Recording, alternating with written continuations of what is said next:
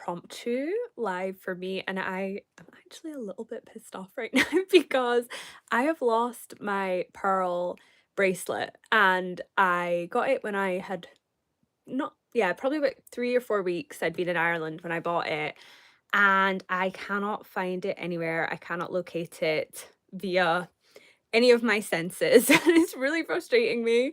And I had actually broke it during the previously mentioned border incident that I spoke about in my last live. And it's obviously all very symbolic, but I had been trying to contact the woman who I had bought it from, and I, like, hunted her down on Instagram because I don't actually have her, and I managed to, like, somehow remember her name and her details, and I found her, and I was like, "Right, I'm gonna message her and see if she can repair this bracelet," and she never got back to me, and then I was at this shop today, and it's so weird because the only instructions I really got from my guides today were go to Scariff, which is this town near me, and I went there and I went in this shop, the first shop I went into and second shop I went into actually, and there she was, there was the woman, and I went up to her and I was like, "Hi, I don't think you remember me, but I bought some of your jewelry and I'm wondering if you do a jewelry repair service." And she was kind of looking at me like, "What the hell?" kind of thing, and, everyone in the shop was kind of acting a bit funny about it, and I was like, "Guys, just calm down, like, it's just the magic of synchronicity, it's fine." Um, but it was, it was all good. She said she would repair it, and then I got home and I can't find the fucking bracelet. So I was just sitting a little bit irritated about that and just gutting everything to try and find it. And I'm like, okay, eclipse season, symbolic of these endings, symbolic of letting go, and things are changing for me in my living situation. So I'm just having to just completely surrender and just let the bracelet go. Perhaps she will never return, and that's okay. And so I wanted to do a live today, just following following on from some of my Instagram stories I was sharing earlier in the week, talking about distractions. And I'm laughing to myself because I feel like I was just caught in a distraction with that whole freaking bracelet situation. And it's funny because I was sitting there and then I just heard go live, and I was like, okay, fine, fine.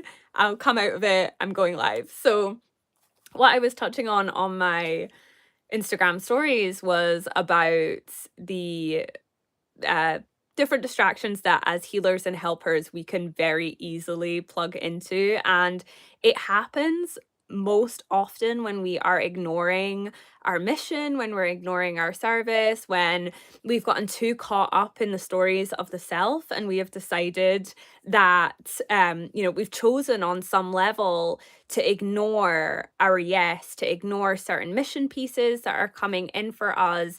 And that is when I find most often we get caught in these often quite elaborate stories, or we get caught up in timelines of collective drama, or we get caught up in just the drama, the general soap opera of people around us, or of, our own lives as well. And this is when I find that people will come into my etheric office online, and they might have these stories that are actually quite I don't want to say far-fetched, because often there is kernels of truth within them, but their stories will be very dramatized, and it's not, I'm not, this isn't to blame people, it's just to bring awareness to it and to notice if you're getting caught up in something, in a story that's very us and them, or is very sort of, it feels like it has this really sort of infused emotional energy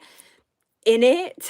That's often a sign that we need to do a little bit of clearing work, and we need to look at maybe some of the origins for where these stories are coming from. And of course, as humans, we experience stuff that can ignite emotional responses in us that, that's just can just be part of life, right? But when we're creating stories where there's like a clear sort of villain and we're sort of the victim, and we see this often in the sort of empath, um narcissist kind of dramas that we see a lot, right? Things like that. Often when we get too overly identifying with those kinds of um ideas, then it can really sort of drive us off our path, right? And often it stems directly from the fact that we are not following our yes. And one of the main distraction grids that I especially see for healers, for helpers, for people that are sort of just awakening spiritually, for people that are kind of tuned into any of those kind of new age grids, right? Is the whole twin flame thing.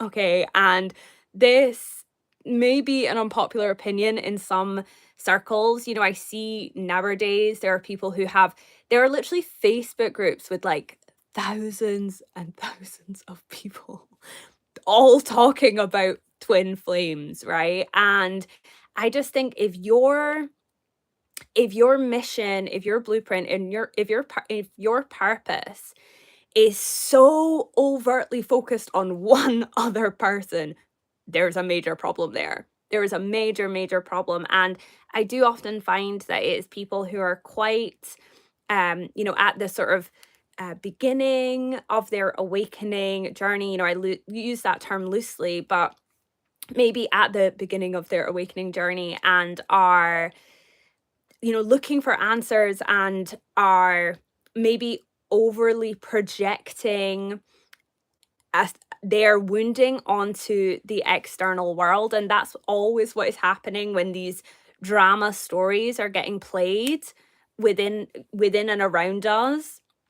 We are externalizing what is going on within us, right? And so I like to direct people that are very caught up in the twin flame sort of grids to look at the work of Carl Jung and the anima and the animus, and this idea that we have these masculine and feminine aspects and archetypes and counterparts that exist within us that we often feel very separate from, and that is often directly related to our mother wound and our father wound, and this idea that we're always trying to merge with those aspects of us, but that it can be quite challenging. It can be quite challenging to do so.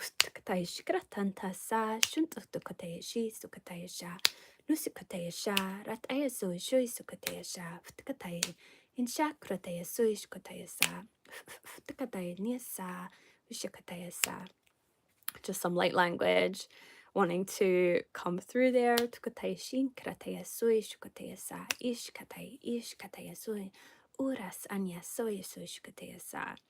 So this story that we tell ourselves, that there's this one other person who is we are there to connect with, and we're going to create all these changes on the planet together, and there's all manner of these quite elaborate sort of tales that we can tell. And I think it is very true that we can have these higher soul contracts to come together at certain times, with other people, of course, right? But the way that the twin flame narrative is spun is, to me, when I read into it, it is true that we can come together with somebody and they might act as this huge trigger for all of our wounding and might mirror back to us all of our unhealed aspects, right? But that doesn't mean that they're the person that we're meant to be with for the rest of our lives. And that, I find the whole we're in separation narrative really sort of convoluted and quite distorted when we think about it in that way. And this sort of idea that we just have to either wait for them, or we have to get onto our path again, and we're going to reach a certain point where we can come back to one another. And I find that really troubling, and mostly because the people that I see tuning into this are not people that are fully rooted in everything that they are and sharing their gifts and putting them out there to the world. They're people who are still teetering on that edge of visibility and not sort of sure how they want to shine their light in the world, and are often, like I said before, in those sort of beginning stages of awakening. And so I think that speaks volumes that once we get deeper into our discernment, we just disregard the whole twin flame thing. It's like, okay, if I'm meant to meet someone, I'm going to meet them, and the universe will put them in my path when it's the right time.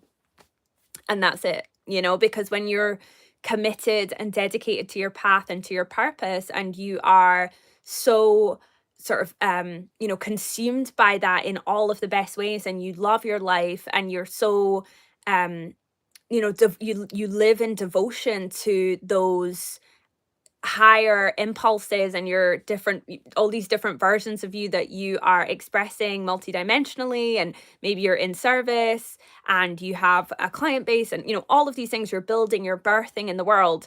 You don't have time to allocate to that sense of longing, and what can often feel like a sense of desperation to have somebody in your life who will fulfill that part of you that's missing, because there isn't that space to fill. And then when the time is right, you will usually attract somebody who is also on that path and is also fulfilled. And of course there's a deeper healing journey you can go on together, and all of that, right?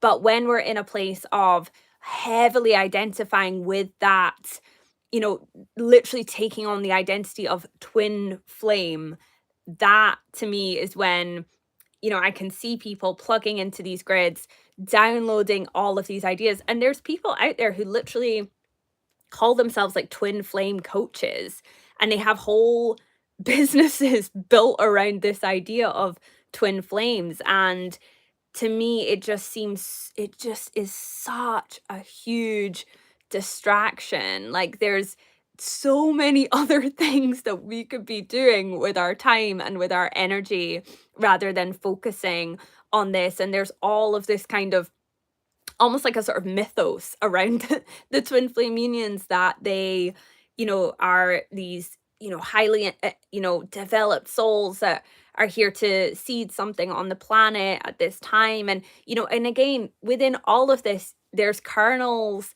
of truth, right? If you're here to be a healer, then of course you're here to share something and share light on this planet and all of that kind of stuff. But the idea that you can't get started and that you're not complete until you have that other person, that's where the major distortion is for me. And I find that it's almost like a bit of a gateway, or a bit of a what is sort of a bit of a domino effect. Once you start plugging into the twin flame grids and you start believing all of that, you just start following onto all of these next layers of distortion as well.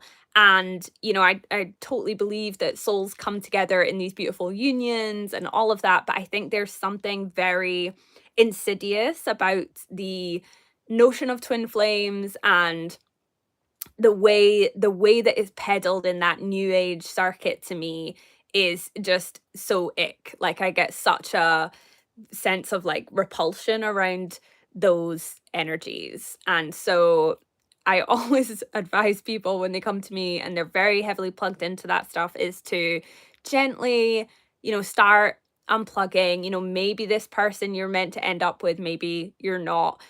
And what is interesting, the vast majority of people who I encounter who are heavily plugged into these grids, when I feel into the timelines of the two souls and whether they're actually going to come together, it's like 99% of the time I'm like, no, no, like you're not going to come together. Like, you don't have any contracts sitting there to come together in this timeline, in this lifetime. So again, really speaks to a level of distraction, distortion, and a lack of discernment around what is actually going to be supportive for people.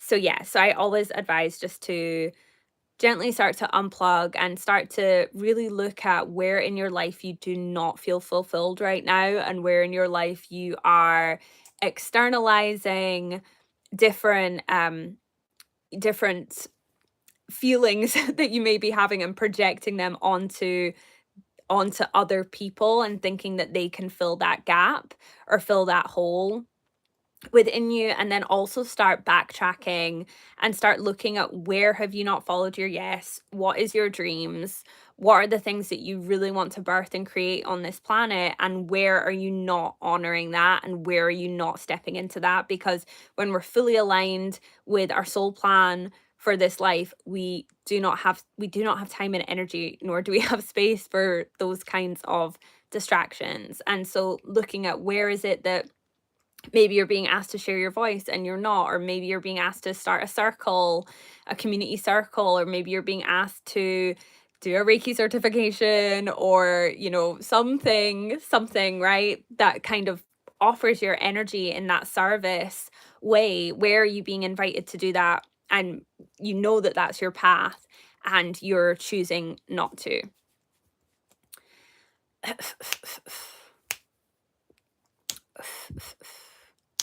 So I'm just feeling a bit of light language coming through. Yeah, and when we unplug as well from these twin flame grids, when we did go, okay, I can see I've plugged into distraction timeline there. I can see I'm syncing up with collective drama rather than my own genuine soul plan, soul blueprint. Then we really want to call all of our energy back to us, send back any energy that doesn't belong to us, and sort of imagine ourselves unplugging from that grid and connecting back in with the light of our oversoul.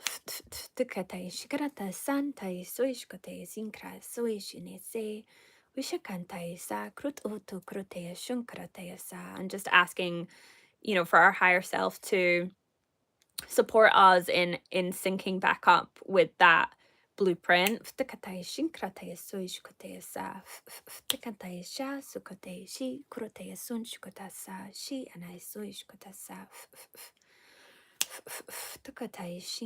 So anyone that feels like they have connected in with any distraction timelines, whether it's twin flames or whether it's something else, these things can be, a myriad of different things that we can plug into, right? Where we create these stories of why we can't move forward, or why we can't, put ourselves out there, or, whatever it is. We're just asking to destroy and uncreate all of those across all timelines, dimensions, spaces, and realities.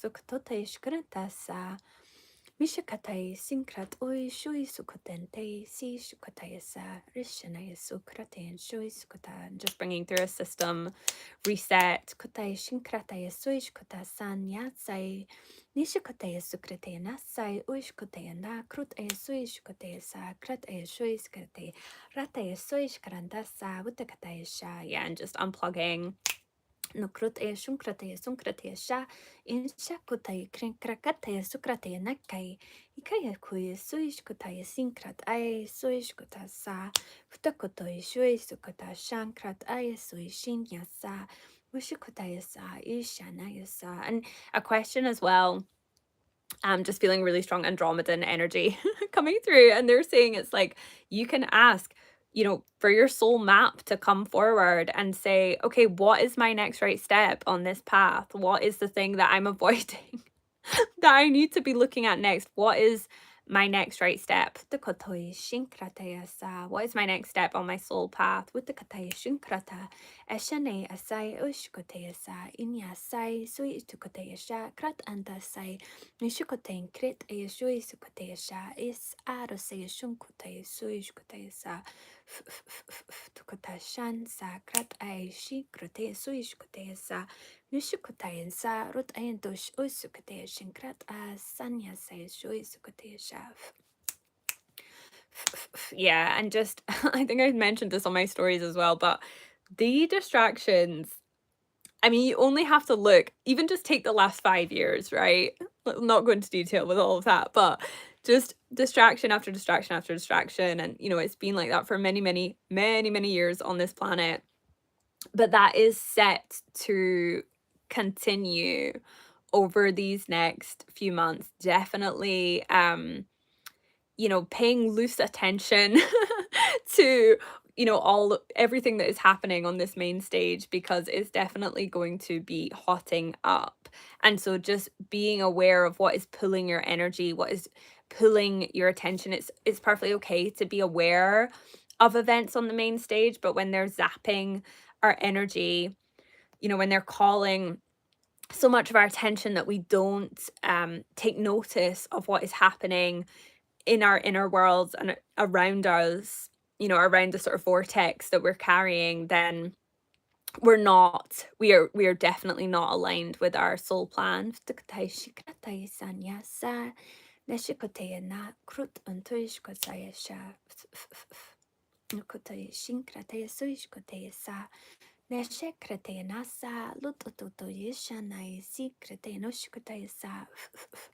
Shantai ukrutea sui shukutea sa inkrat aya sukutea shui sukutea sha.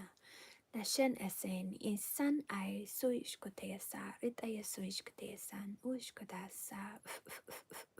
And you can tell with people, you can tell when people are heavily plugged into those kinds of grids, those kinds of distraction timelines, because they're just not present. They're not able to be present with their realities. We in so many circles and circuits and in the mainstream, all of this talk about whether you want to call it ADHD or distractions or people who are easily distracted, whatever label you want to give it. Often I find that people who struggle to maintain focus is because they're plugged into multiple timelines and their energy leaking all over the place, and they have multiple trajectories that are open and running. So, once we kind of collapse those down, we often find that our ability to retain information and to focus, our attention retention is better.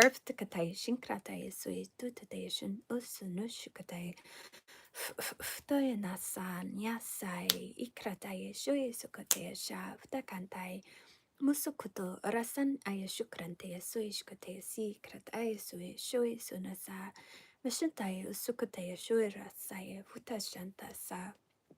I'm feeling the dragons coming through really strongly with this. Since I was in Glastonbury, the dragon energy has turned up like so loud, and I've seen other channelers and people talking about the dragons more so recently as well, so it's definitely a collective theme. And they're just bridging in these sovereignty codes.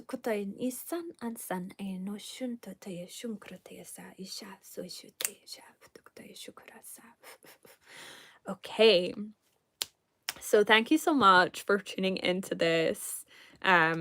Yeah, very impromptu live, but I could hear my guides. They were literally like, live now, live. So I was like, okay. And yeah, would love to hear if you've been noticing any distractions, major distractions coming up for yourself in the past little while. I got quite a few messages on Instagram when I had shared about it of people just saying, oh my God, that is exactly what I've been experiencing. So hopefully this clearing has helped.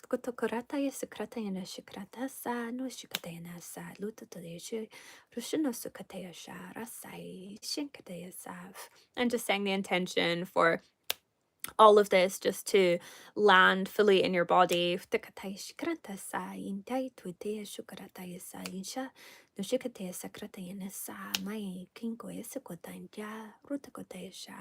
Okay, thank you so much. Goodbye.